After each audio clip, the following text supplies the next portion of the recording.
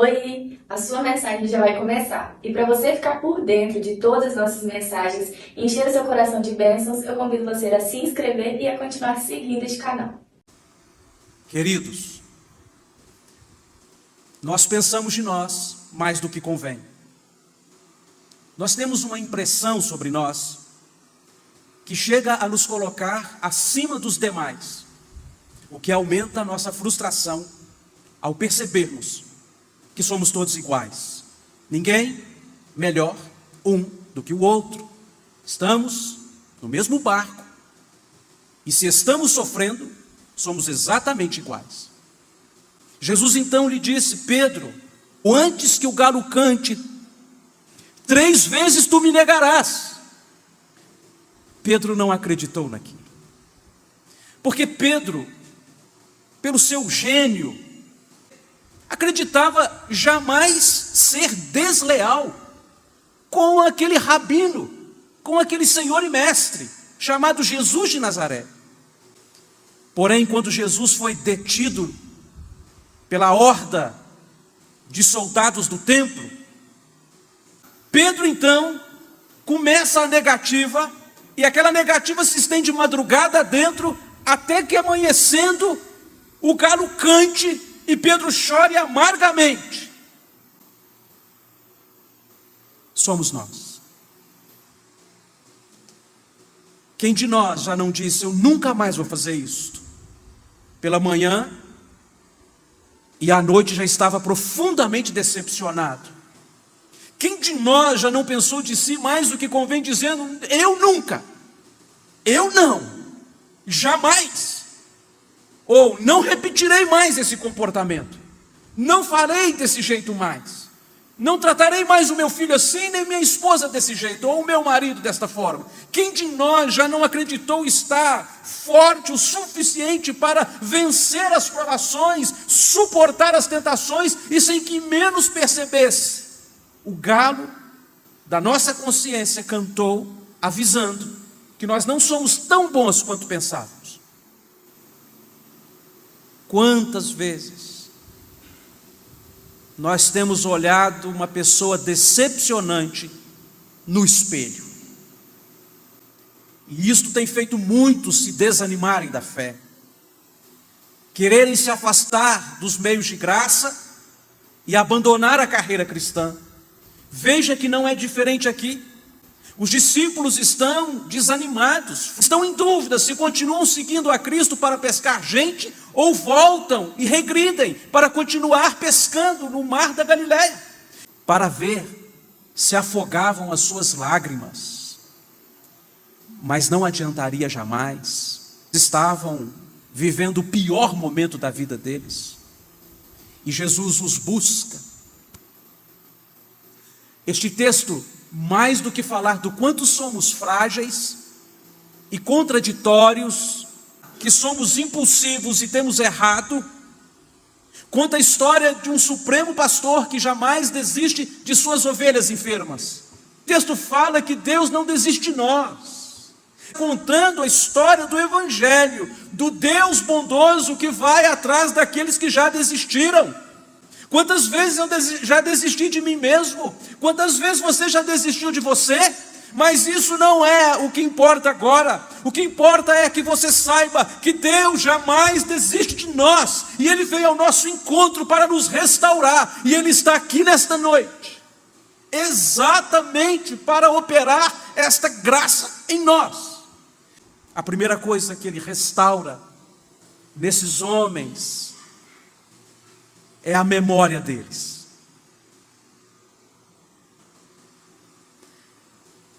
O versículo 4 diz que no clarear da madrugada estavam eles no mar e Jesus à praia. Os discípulos não notaram que era ele. Então Jesus perguntou assim: filhinhos, tendes alguma coisa aí para comer? E eles disseram: não. Uma noite inteira frustrada nos lembra que sempre que tentarmos voltar atrás à nossa antiga vida, nada colheremos de lá. E ele vem. E diz assim: lança a rede. E eles, mesmo tendo a noite inteira trabalhado nisso, resolveram ouvir aquele estranho. E tendo jogado a rede, perceberam que não conseguiam puxá-la de volta. Tantos eram os peixes, que perplexos de ver como aquela pesca maravilhosa acontecia ali, pela segunda vez. Porque foi exatamente assim que Pedro conheceu a Jesus, numa pesca maravilhosa, 3 anos antes, no mesmo cenário, na mesma região da Galileia. Jesus havia dito para que ele lançasse a rede. Ele falou assim: Senhor, a noite inteira trabalhamos, nada pegamos, mas sobre tuas ordens lançarei as redes. E não conseguiram puxar os peixes. Olha o que Jesus está trazendo à memória deles, o que lhes podia dar esperança. É como se ele estivesse falando: ei, nós temos um começo, nós temos um ponto de partida. Ninguém pode apagar o que eu comecei em vocês. Lembra de onde caíste e volta ao primeiro amor. Lembra quem você é. Lembra que você já teve um encontro com Deus. Como é que Ele transformou a sua vida vazia numa vida cheia de provisões, corações cansados em almas aliviadas. Você já um dia encontrou Jesus e Ele encontrou você. Há um ponto de partida na sua história, meu irmão, e isso não pode ser reescrito nem apagado. E nesta noite Ele está lembrando você e a mim que nós temos uma história iniciada com Ele, e essa história só pode ir para frente. Mas lembra outra coisa: quando eles descem, havia pães e peixe assado, e eles comem. O café da manhã estava servido pelo Rei da Glória. Como disse Moisés no Salmo 90, sacia-nos, ó Deus, pela manhã, para que cantemos de júbilo e louvemos as tuas misericórdias. Lá estava o Senhor da provisão, o Jeová Jireh, entregando àqueles discípulos um banquete matinal. Quantas vezes aquilo aconteceu, quantos momentos íntimos de comunhão. É o que a refeição significava. Era como se Jesus estivesse dizendo: eu não só comecei uma boa obra em vós, e vou completá-la, como você precisa lembrar que tivemos muitos momentos bons, momentos de restauração, momentos de santa ceia, momentos de celebração, momentos de cânticos, momentos de louvores, momentos de comunhão íntima, momentos em que nos assentamos, momentos em que você chegou triste e saiu cheio de vida. Veja o que Ele está fazendo com estes homens, restaurando na memória deles a boa obra começada e os tempos de celebração. Ah, meu irmão, quantos aqui já estiveram envolvidos nas grandes obras desta igreja? Quantos já estiveram à frente de trabalhos, conduzindo almas em louvores a Cristo? Quantos aqui já tiveram tanta energia para o Senhor, mas ficaram decepcionadas com alguém ou consigo mesmas, ou se renderam a um pecado de estimação e foram tomando caminhos que levaram você e eu a acordar com a alma sequiosa e necessitada, sem encontrar a provisão naquele dia? Mas o Senhor está aqui dizendo a você, meu filho: lembra-te do primeiro amor, lembra-te dos momentos de comunhão. A primeira coisa que Ele restaura é a nossa cachola, irmãos. Como Deuteronômio 8 diz: recordar-te-ás por todo o caminho que o Senhor te fez passar, como Ele permitiu que tivesse fome, para te provar o que estava no seu coração, para então te dar o maná que tu não conhecias, nem teus pais, para que vocês aprendessem que não só de pão viveria o homem, mas de toda a provisão que vem da parte de Deus. Nunca te envelheceu as vestes, nem as tuas sandálias sobre os teus pés. O Senhor te cuidou por todos estes anos, pelo deserto afora. Ah, queridos, Ele está aqui lembrando a você e a mim quem somos. Nós somos dele e Ele tem feito uma boa obra em nós. A segunda coisa que Ele restaura é a caixa preta do nosso coração. Ele chega para Pedro, o Pedro, que 3 vezes negou Jesus, e diz assim: e aí, Pedro, tu me amas? Não pergunta 4, pergunta 3.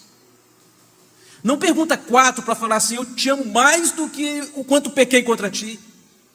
Porque na matemática de Deus não é quantas vezes nós erramos, mas o que importa realmente é o sangue daquele que morreu para nos salvar, e o quanto estamos dispostos a ir para frente.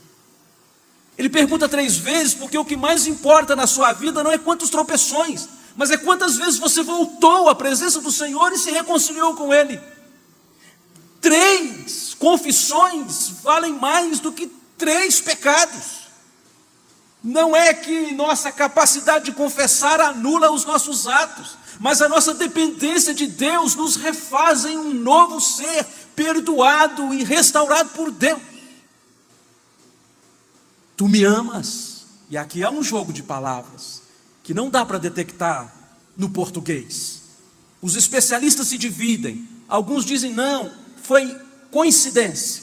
Mas os melhores dizem não, esse jogo de palavras aqui foi intencional. Que jogo de palavras, pastor? É que Jesus chega para Pedro e fala assim: Pedro, tu me amas com um amor ágape. A primeira palavra amor aqui no grego é agapau, que quer dizer um amor perfeito, porque você me prometeu um amor perfeito. E Pedro corajosamente olhou para a situação e disse: Senhor, eu te amo com um amor filéu, um amor que eu tenho. Não é tudo aquilo que eu pensava, mas é tudo que eu tenho. Então, se você me ama, volta a trabalhar, Pedro, para mim. Cuida das minhas coisas. Aí Jesus perguntou de novo: Pedro, quero deixar bem claro aqui, Pedro, vou te perguntar de novo: você me ama com aquele amor que disse que morreria por mim se necessário fosse? O amor ágape, incondicional? E Pedro falou: não, Senhor, eu te amo com amor de gente, amor de pessoas que tropeçam e caem, amor filéu, uma amizade sincera, mas enraizada num coração que tem hora que bate, mas tem hora que apanha. Pedro, a terceira vez que Jesus pergunta, há uma reviravolta no texto, e Jesus pergunta não mais por um amor ágape, e fala assim: você me ama com esse amor que você está falando que me ama?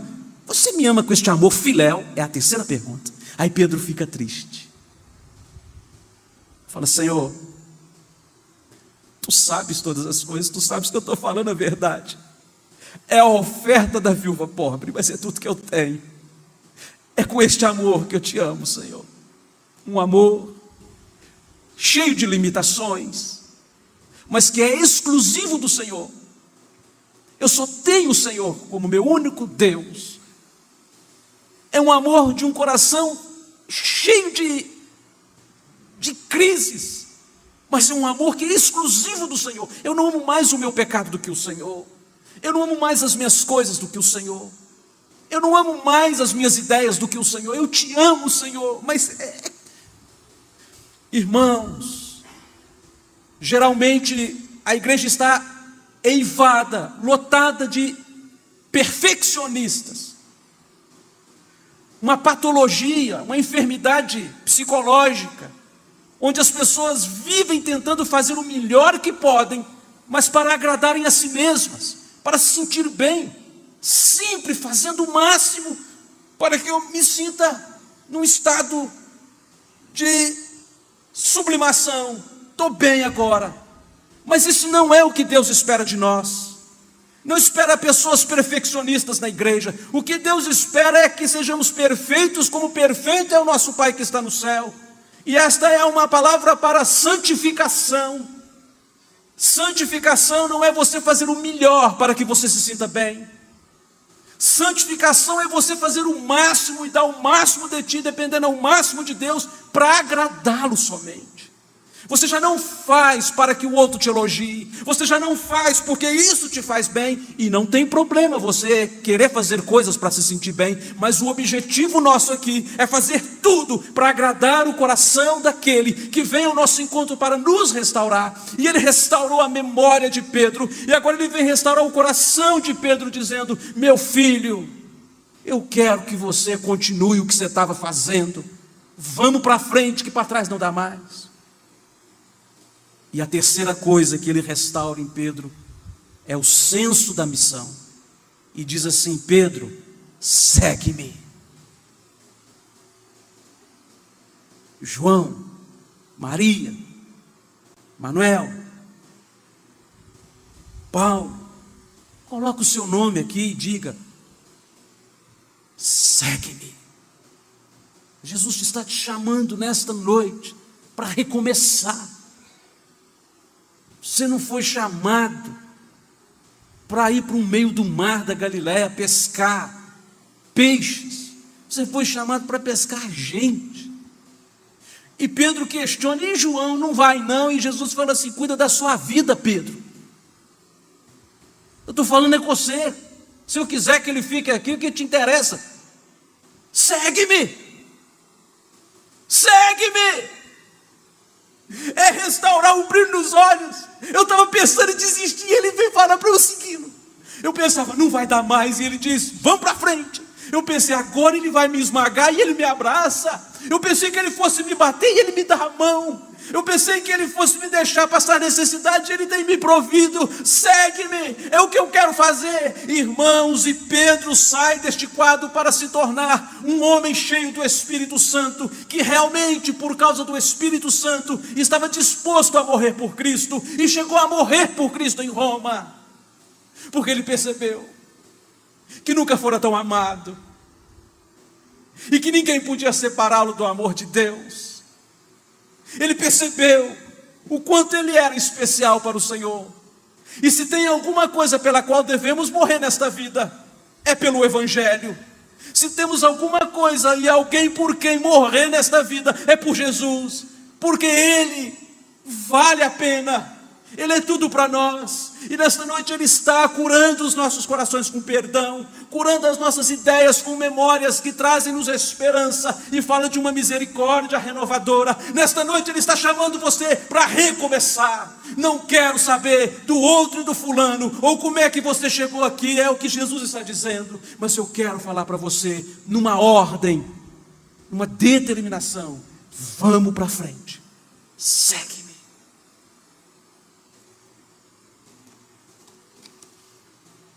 Deus nos dá a graça de começarmos. Deus nos dá a graça de continuarmos. Mas a maior de todas as graças que Deus nos dá é a de não desistirmos.